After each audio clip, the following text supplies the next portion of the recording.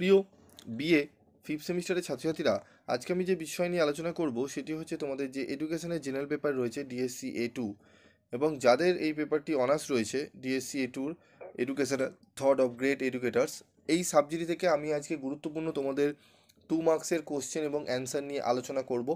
তো ভিডিওটি প্রথম থেকে শেষ পর্যন্ত মনোযোগ সহকারে শুনবে এবং ভিডিওতে বলা প্রত্যেকটি প্রশ্ন এবং উত্তরগুলো ভালো করে তোমরা দেখে নিয়ে তোমরা প্র্যাকটিস করে নিও। আশা করি তোমরা অনেকটাই উপকৃত হবে।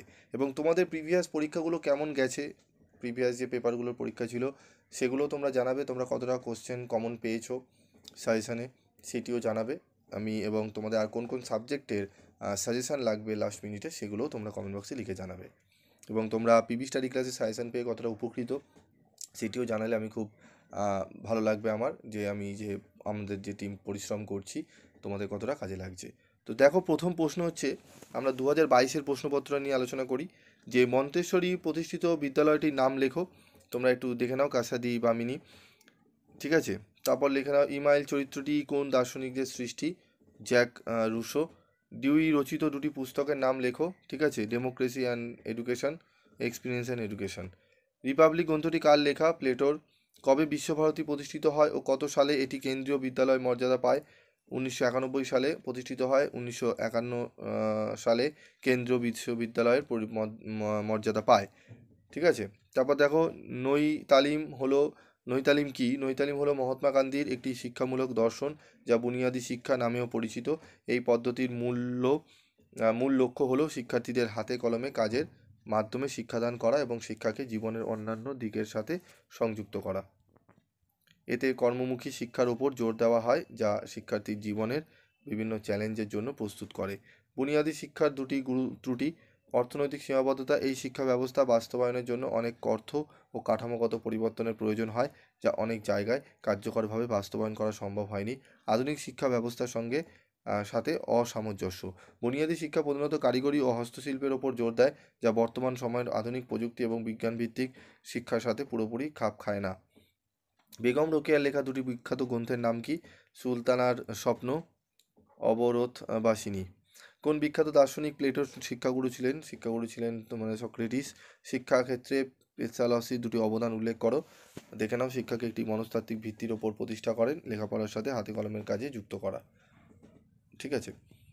তারপর দেখে নাও, প্লেটো শিক্ষা ব্যবস্থাকে কটি ভাগে ভাগ করেছিলেন ও সেগুলি কি কি? প্লেটো তার রিপাবলিক গ্রন্থে শিক্ষা ব্যবস্থাকে প্রধানত দুটি ভাগে ভাগ করেছেন। প্রাথমিক শিক্ষা, শ্রেণী গোষ্ঠী নির্বিশেষে জন্মকাল থেকে 20 বছর বয়স পর্যন্ত হলো প্রাথমিক স্তর। উচ্চশিক্ষা 20 থেকে 50 বছর পর্যন্ত শিক্ষা ব্যবস্থা হলো উচ্চশিক্ষা স্তর। ডি স্কুলিং বলতে কি বোঝো?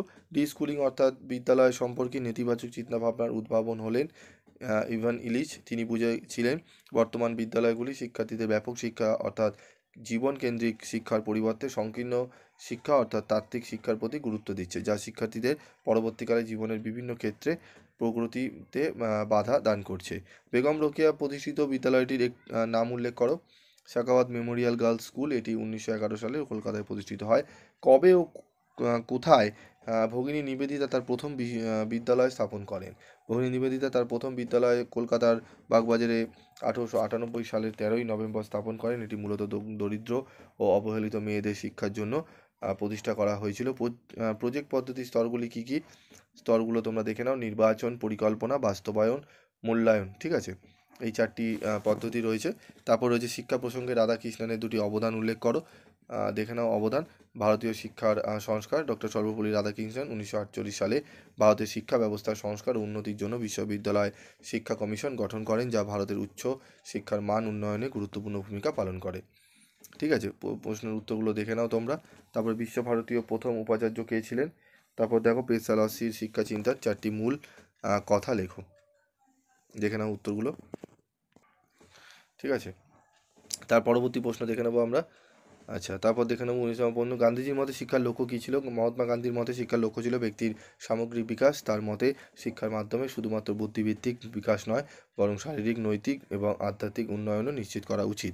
শিক্ষাকে তিনি জীবনের সাথে সংযুক্ত করে দেখতেন এবং শিক্ষার মূল লক্ষ্য হিসাবে কর্মমুখী এবং আত্মনির্ভরশীল মানুষ গড়ে তোলাকে গুরুত্ব দিতেন, ঠিক আছে। একদম টু দি পয়েন্ট অ্যান্সার তোমরা দেখতেই পাচ্ছ।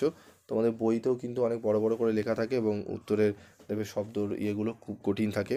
তো আমি চেষ্টা করি সেগুলোকেই ভালো করে পড়ে সেগুলোকে ছোট করে সোজা করে তোমাদের সামনে প্রেজেন্ট করা।